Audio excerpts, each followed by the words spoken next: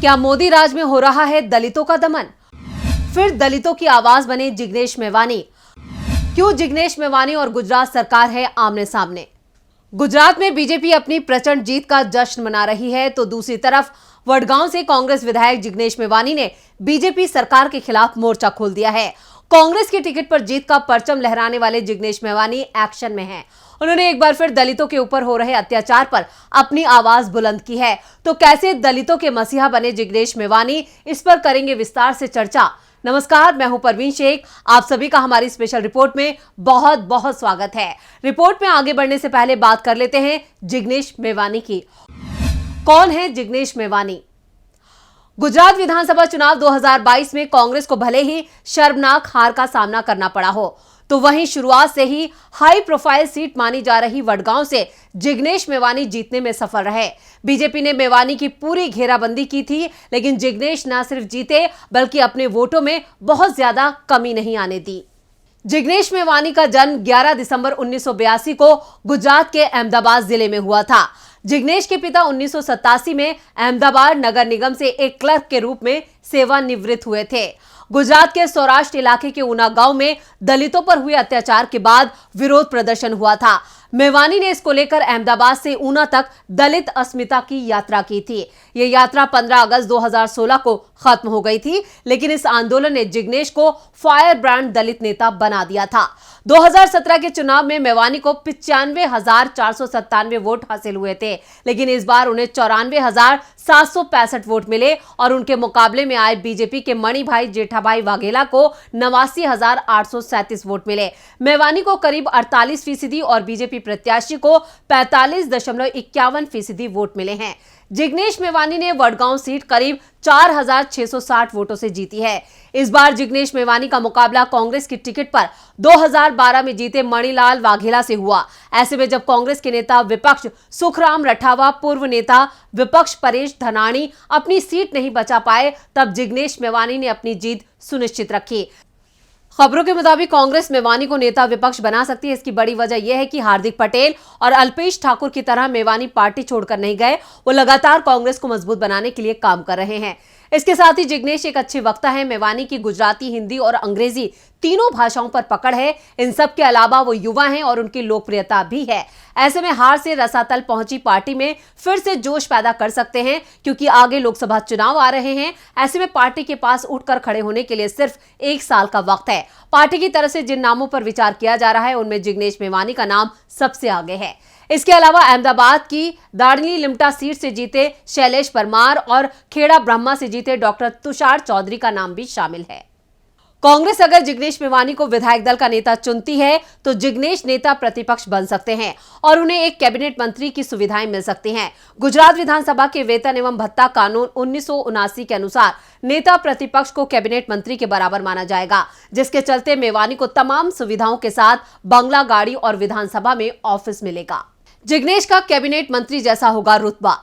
गुजरात विधानसभा में नेता प्रतिपक्ष बनते ही जिग्नेश मेवानी को 19 कर्मचारियों का स्टाफ भी मिलेगा।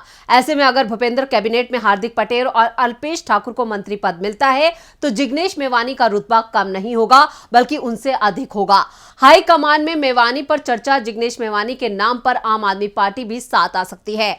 कांग्रेस का संख्या बल विधानसभा में काफी कम है। ऐसे में उसे अगर सहयोग की जरूरत पड़ती है, तो आम आदमी पार्टी साथ खड़ी हो सकती है। हाईकमान में मेवानी के नाम पर मोहर लग सकती है। मेवानी की प्रदेश से लेकर केंद्र के नेताओं तक अच्छी पकड़ है। जिग्नेश मेवानी के चुनाव प्रचार के लिए तमाम केंद्रीय नेता आए थे। इनमें एक अहम नाम छत्तीसगढ़ के मुख्यमंत्री भूपेश बघेल का भी शामिल है। मेवानी की सीधी पहुंच राहुल गांधी तक है। ऐसे में उनका नेता प्रतिपक्ष बनना संभव हो सकता है। गुजरात कांग्रेस में इस वक्त जिग्नेश मेवानी का कद काफी बढ़ गया है। अब विपक्ष की भूमिका में जिग्नेश को बड़ा रोल अदा करना है। आने वाले लोकसभा चुनाव में फिर कांग्रेस के लिए जिग्नेश को ही जमीन तैयार करनी होगी और इसके लिए जिग्नेश ने अपनी कमर कस ली है। शायद यही वजह है कि उन्हें 22 दिसंबर को दलित युवक की पिटाई का वीडियो शेयर कर पीएम मोदी को निशाने पर लिया है। उन्होंने अपने ट्विटर हैंडल पर ट्वीट करते हुए लिखा, गुजरात में गुंडा राज। ऊना कांड के वक्त मोदी जी ने कहा था, मारना है तो मुझे मारो, मेरे दलित भाइयों को नहीं। लेकिन प्रशासन द्वारा यह सुनिश्चित ही नहीं किया गया कि दोबारा इस प्रकार की घटनाएं ना घटे। नतीजा, कल वडोदरा जिले में दलित युवक की सरेआम लिंचिंग करने की कोशिश की गई। दलितों की आवाज बने जिग्नेश मेवानी वडगांव से चुनाव जीतने के बाद अगले ही दिन जनता के बीच पहुंचे और जनता की समस्याओं की लिस्ट का ज्ञापन जिला कलेक्टर को सौंपा था। इस मौके पर जिग्नेश ने बीजेपी के खिलाफ आंदोलन छेड़ने का ऐलान कर दिया था। गुजरात की वडगांव सीट पर बीजेपी को मात देकर जीत का परचम लहराने वाले जिग्नेश मेवानी एक्शन में हैं। अपनी जीत के पहले ही दिन जिग्नेश मेवानी ने बीजेपी के खिलाफ जंग का ऐलान कर दिया था।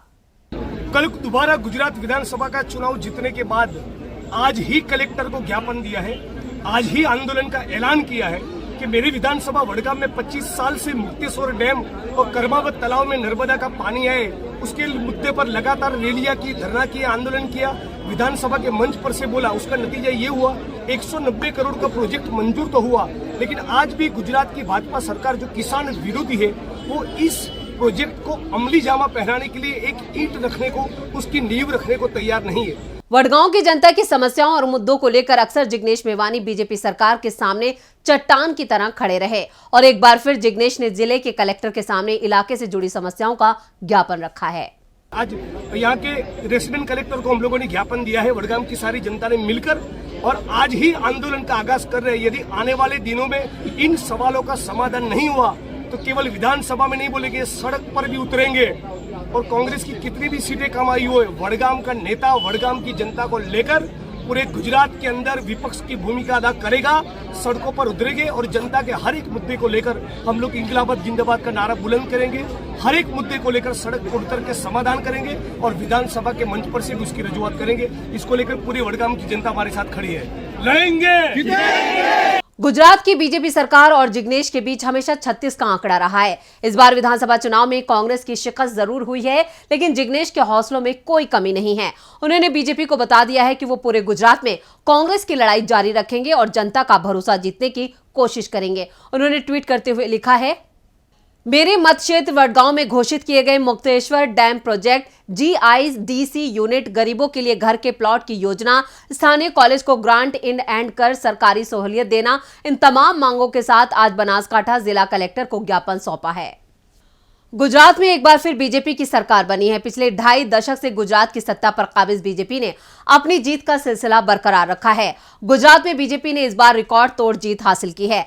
पार्टी ने पिछली बार मिली कम सीटों का ठप्पा भी हटा दिया है। दूसरी तरफ कांग्रेस को मिली करारी हार ने पार्टी को गहन चिंतन में डाल दिया है। चिंतन इसलिए भी जरूरी हो जाता है क्योंकि पिछली बार के चुनाव में कांग्रेस को 77 सीटें मिली थी, जो कि गुजरात में उसकी मजबूत पकड़ की गवाही दे रही थी। वहीं इस बार के नतीजों में कांग्रेस 77 से 17 पर सिमट गई है।